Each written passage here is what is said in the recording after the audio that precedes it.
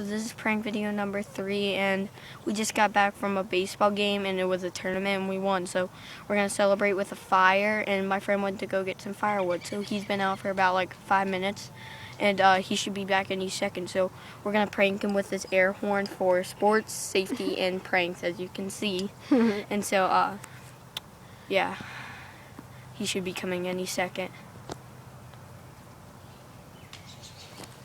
I think I hear him. I think I hear him coming.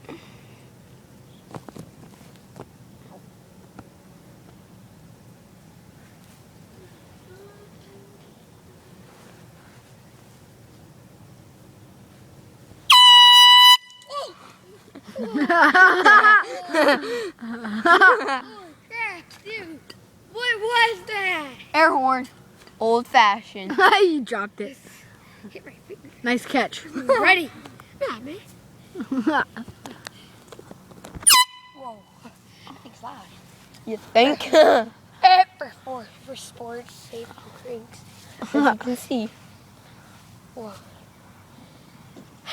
My heart's still racing so fast, that scared me.